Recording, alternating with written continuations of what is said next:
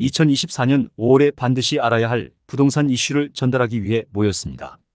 주거, 상업, 금융, 숙박시장 등 다양한 분야에서 중요한 변화가 있었는데요. 이 정보를 통해 여러분이 현재 부동산 시장의 흐름을 이해하고 향후 대응 전략을 마련하는 데 도움이 되기를 바랍니다. 채널 부동산 알림이는 매주 여러분들의 부동산 투자에 도움이 될 내용을 업데이트하고 있습니다. 영상을 놓치지 않기 위해 구독과 좋아요, 알림 설정을 눌러주세요. 눌러주셨다면 영상 바로 시작하겠습니다. 먼저 주거시장에서 중요한 이슈를 살펴보겠습니다. 올해 1분기 전국 아파트 거래 비중이 13년 만에 최대를 기록했습니다. 한국부동산원의 주택 유형별 매매 거래에 따르면 2024년 1분기 전국 아파트 거래 비중은 75.8%로 지난해 같은 분기 74.2%보다 1.6% 증가한 수치를 보였습니다. 이는 2011년 1분기 76.5% 이후 13년 만에 가장 높은 기록으로 주목받고 있습니다. 거래 금액도 크게 늘었습니다. 부동산 전문 프롭테크 기업 부동산 플래닛에 따르면 1분기 아파트 거래 금액은 39조 4,510억 원으로 전년 동기 32조 5,483억 원과 비교해 21.2% 증가했습니다.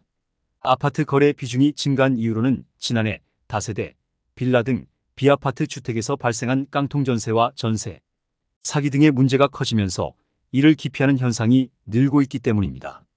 또한 최근 금리 인상과 건설비 상승 요인이 겹치면서 지난해부터 빌라 공급이 급감한 것도 비아파트 거래 비중 감소에 영향을 미친 것으로 분석됩니다. 하지만 아파트 거래에서도 양극화가 심화되고 있습니다. 한국부동산원 부동산 통계뷰어에 따르면 서울 집값은 3월 마지막 주부터 5월 둘째 주까지 8주 연속으로 상승세를 이어가고 있지만 부산, 대구, 광주, 대전, 울산 등 지방광역시에서는 여전히 하락세가 지속되고 있습니다. 이에 앞으로 실수요자라면 지역별로 아파트 시장의 흐름을 예의주시할 필요가 있어 보입니다. 다음으로 상업용 부동산 시장을 살펴보겠습니다. 올해 1분기 상업용 부동산에서는 특히 오피스 시장의 상승세가 두드러졌습니다. 한국부동산원의 2024년 1분기 상업용 부동산 임대 동향 조사에 따르면 1분기 전국 임대 가격 지수는 오피스 기준으로 0.93% 상승해 지난해 같은 분기 0.25%보다 3배 이상 올랐습니다. 반면 중대형 상가는 0.04% 하락했으며 소규모 상가는 0.13%, 집합 상가는 0.07% 하락한 것으로 나타났습니다. 전국 평균 공실률을 보면 오피스의 경우 올해 1분기 8.6%로 전년 동기 9.5%보다 약 1.0% 감소했습니다. 하지만 상가에서는 공실률 증가를 기록했습니다. 중대형 상가 공실률은 13.7%로 전년 동기 13.3%보다 늘었으며 소규모 상가는 6.9%에서 7.6%로 집합 상가는 9.3%에서 10.1%로 증가했습니다. 오피스 시장의 상승세는 공급 감소로 인한 임대료 상승과 공실률 감소의 영향이 크지만 상가 분야에서는 경기 침체와 높은 금리 등이 부정적인 영향을 미친 것으로 분석됩니다.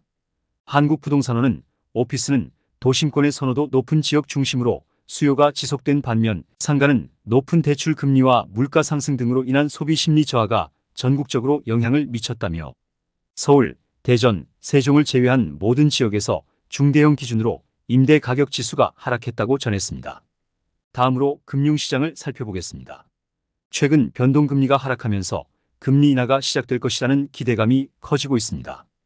KB국민, 신한, 하나, 우리, NH농협 등 5대 시중은행의 주택담보대출 변동금리는 올 초 연 4.516, 23%에서 5월 중순 연 3.806, 18%로 하락했습니다. 변동금리 하락의 주요 원인은 코픽스 COFIX 자금 조달 비용 지수 하락 때문입니다. 은행연합회에 따르면 주택담보대출 변동금리의 기준이 되는 코픽스는 5월 16일 기준으로 전월 3.59%에서 0.05% 하락한 3.54%를 기록했습니다. 이는 지난해 4월 3.44% 이래 가장 낮은 수치입니다. 반면 고정금리는 올랐습니다.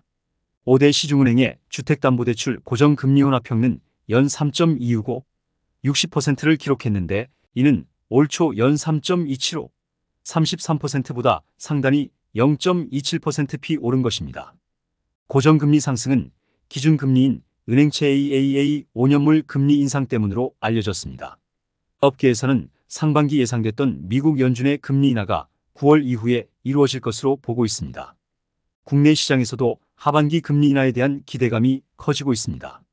만약 대출 갈아타기나 내 집 마련을 고려하고 계신 분들이라면 변동금리와 고정금리 추이를 예의주시하시길 바랍니다. 마지막으로 숙박시장 동향을 알아보겠습니다. 1분기 숙박시장은 지난해 연말 특수가 끝나면서 12월 비수기 영향을 받아 직전 분기보다 악화된 것으로 나타났습니다. 야놀자 리서치에서 발간한 2024년 1분기 국내 숙박업 동향 보고서에 따르면 2024년 1분기 숙소 유형별 객실 점유율 OCC 변화에서 모든 숙박 유형이 직전 분기와 비교해 내림세를 기록했습니다. 반면 전년 동기와 비교해보면 호텔과 모텔은 소폭 상승세를 보였습니다. 지역별로는 서울과 제주 지역 숙박시설의 실적이 지난해 1분기와 비교해 올해 1분기에 개선된 것으로 나타났습니다. 야놀자 리서치에 따르면 이들 지역은 올해 들어 유커 중국인 관광객 등 외국인 관광객 증가로 인해 실적 상승세를 보였다고 합니다. 방한 외래 관광객 수는 1월에서 3월로 갈수록 큰 폭으로 증가세를 보였습니다. 한국관광 데이터랩에 따르면 방한 외래 관광객 수는 1월 88만 881명에서 3월 149만 1748명으로 늘어났습니다. 이는 코로나 팬데믹 이전인 2019년 12월 수준을 회복한 것입니다. 향후 2분기 숙박업은 1분기보다는 상황이 나아질 것으로 보입니다. 야놀자 리서치는 봄 성수기가 다가오며 2분기 업황이 회복될 것으로 예상하며 각종 뮤직 페스티벌과 체육대회 등의 영향으로 숙박 실적 상승이 기대된다고 밝혔습니다. 지금까지 주거, 상업, 금융, 숙박시장에 걸쳐 5월에 주목할 만한 부동산 이슈를 알아봤습니다.